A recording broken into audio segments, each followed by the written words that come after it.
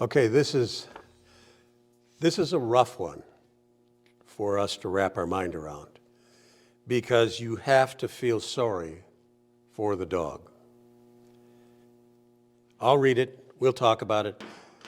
This woman writes about a mother, her mother, that has taken in this dog. I won't call it a rescue, she's just taken over for the dog from her son. The son kept this dog chained to a tree for 5 years. If this dog isn't mentally ill from that, one has to wonder. I'm going to read it. My mother has a mixed breed dog. She got it from my brother a couple of months ago. My brother kept the dog tied to a chain all the time since it was a puppy.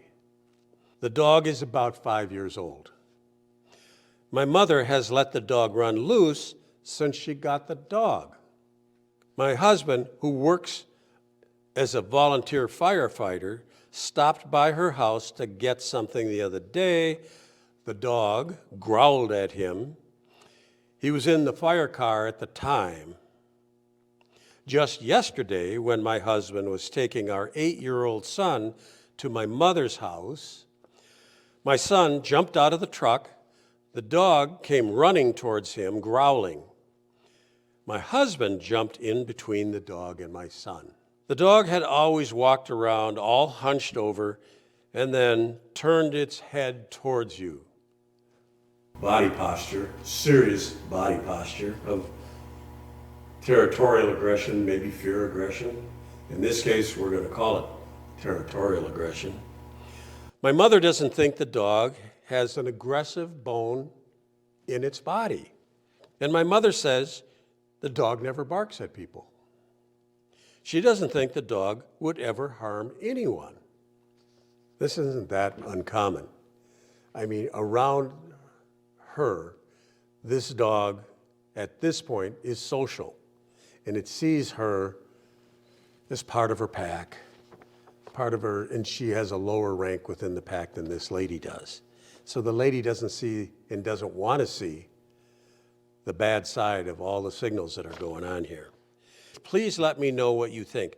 I need to know ASAP because we're concerned about allowing my son to go to his grandmother's house. And they should be. Can you imagine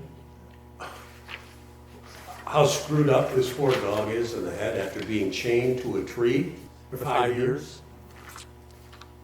I can't. No matter what behavior this dog is demonstrating, I still have to feel sorry for it. Is it being mismanaged? Hell yes. You can't take a dog that's been chained to a tree for 5 years and take it to your house and cut it loose and let it run around. Where's it going to learn any rules? Where is the common sense? The only thing I would say for this woman that wrote it is that'd be the last time you're going to see your grandkids unless you come to my house, because I'm not coming to your house anymore. I'll wait until after you have a dog bite and after you get sued and after you've lost your homeowner's insurance and the dog is gone. Then I'll start coming over there again. Because you're not going to convince this mother to change her ways on how she's managing this dog. Some things in the right hands maybe could fix this,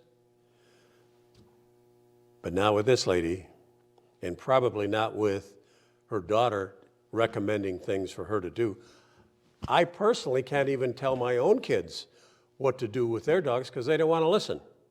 That's why we don't offer any more, Cindy and I don't offer any more help with their dogs, because we see them making mistakes in how they manage their dogs, and we give them free courses, we give them free DVDs, we help them. This is in the past years. They don't listen, they don't do it, so we don't even offer help anymore. And that's what has to happen here too. People have to want to fix a problem to get a problem fixed. And in this case, this lady needs to open her eyes before her 8-year-old kid gets bit. So in closing here, I need to talk about the fact of where these questions and answers come from. They come from the Ask Cindy portal on the front of Leerburg.com. Cindy's my wife.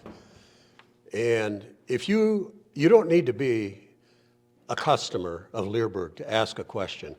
If you have a question on training, if you have a question on raising puppies, on healthcare, on breeding, feel free to log in. And you do need to put your email address because the email is tied to the question that you have. And if Cindy comes back, or if you come back a week or a month or a year later, she can call up all of the questions and answers that you've written in on and review them.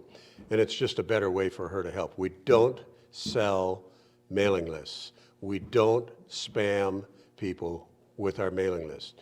We do have two weekly newsletters that go out, but people can opt into those newsletters. If they want to opt out, they're off the list and they don't get a newsletter. They also don't learn about when we have good sales on our online courses either, or on the equipment that we sell. So, if you have a question, ask Cindy. She answers them usually the day after people write them in, unless she's not feeling good or unless she's traveling.